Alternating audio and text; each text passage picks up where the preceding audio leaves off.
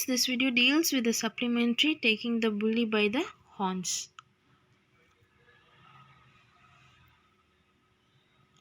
So, bullying. What is the meaning of the word bullying? When someone purposely makes fun of others.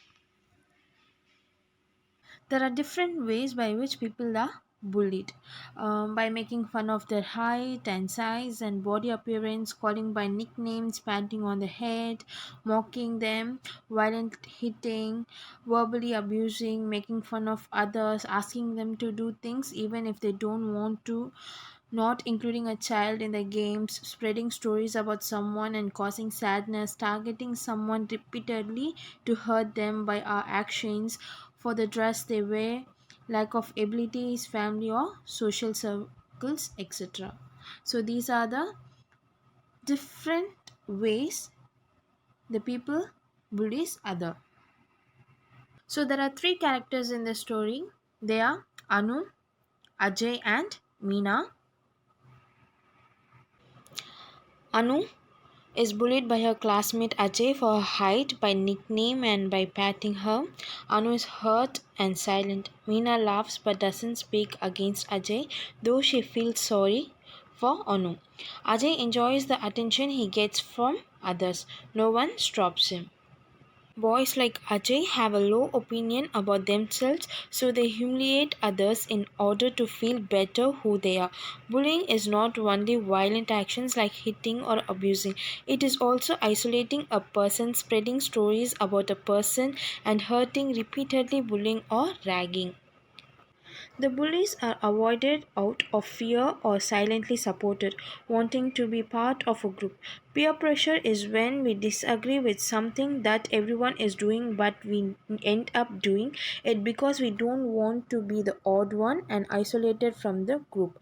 Children who are bullied feel dejected, singled out, insulted before others, lose their confidence, feel lonely and isolated.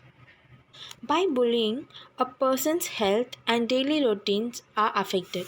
They do not eat well, fall sick often, get nightmares, sleeplessness, lack of concentration on studies, physical hurt, get withdraw, stop talking to people, display sudden extreme anger, or may even start bullying others even worstly.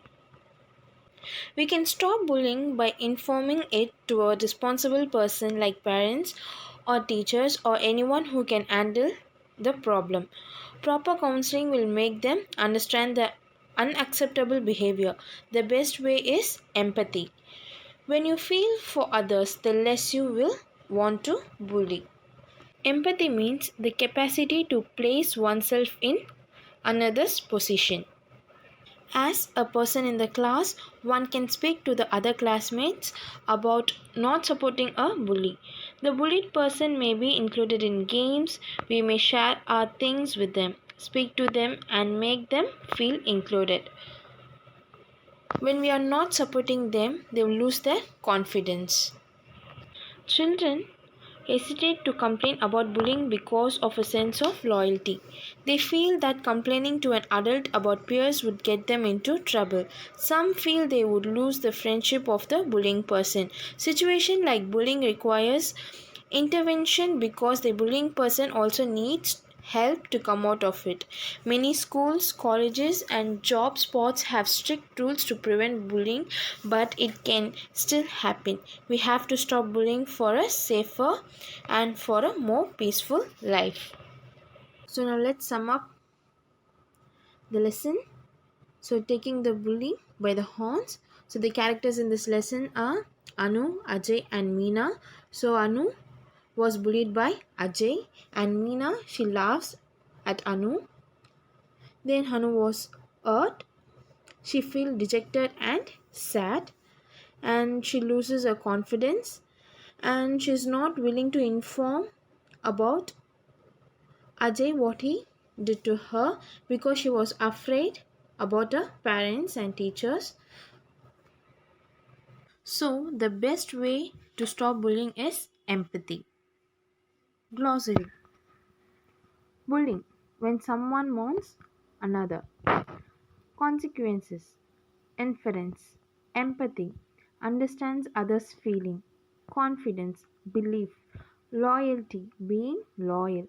Peace, a state of quiet. Now let's see hard words with meaning. Loyalty, faithfulness. Nightmare, bad dreams. Humiliate, disgrace. Bully, torment. Violent, intense. So the follow-up work is, students, you should write book back exercise in your classwork and submit it before test. So at the end of the class, the students will be able to read and understand the story, recognize the event and idea of the story, understand the meaning of the hard words, know the effects caused by bullying. Thank you. Students, this video deals with grammar, tenses. At the end of the class, the students will be able to know what is tense and its kind, know different kinds of tenses, recalls the structural item represented, able to apply particular tense in sentence structure. What is tense? Tense is the time described by a verb shown by its grammatical form. Tenses are used to show time reference when a particular action or activity took place. In short, it is about the moment of speaking. There are three main tenses.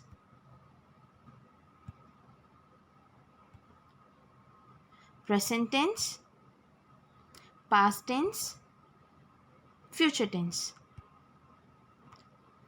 Present tense, an action that is currently taking place. For example, I am a student. Past tense, an action that has already taken place in the past. For example, I was a student. Future tense, an action that is likely to take place in the future. For example, I will be a student.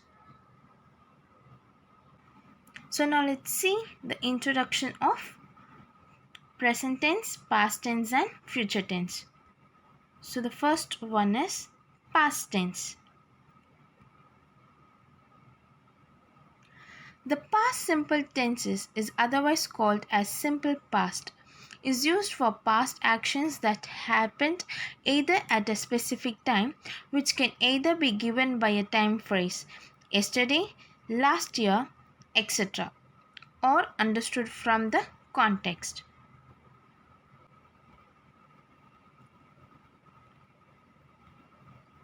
He was learning.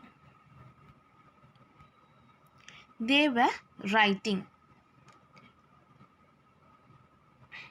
So the action has already taken place in the past. So the next one is present tense.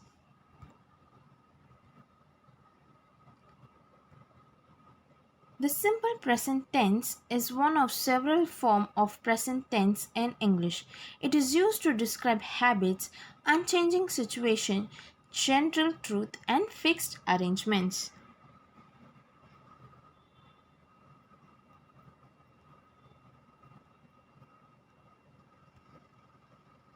She teaches. He goes to school every day. Here, an action that is currently taking place. Future tense. The simple tense refers to a time later than now and expresses facts or certainty. In this case, there is no attitude.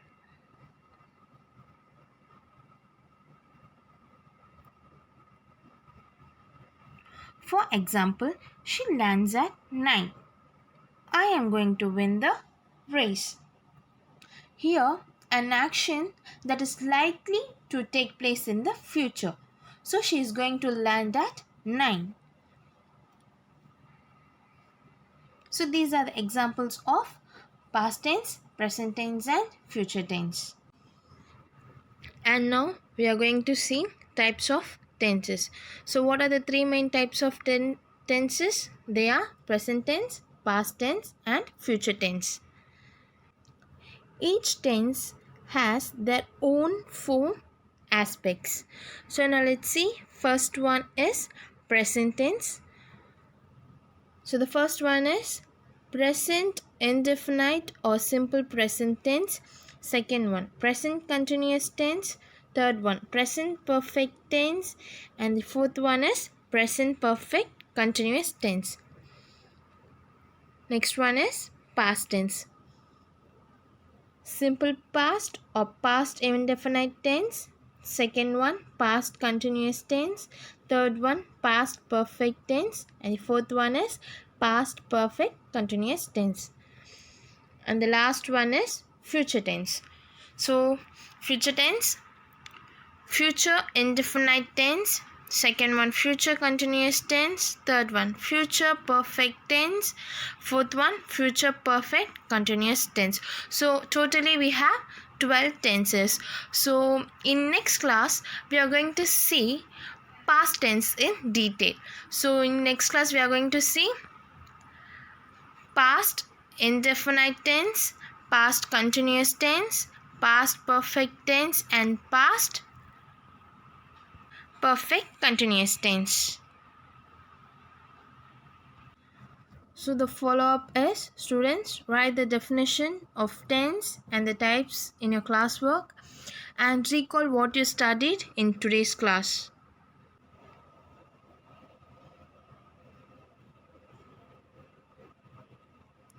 Thank you.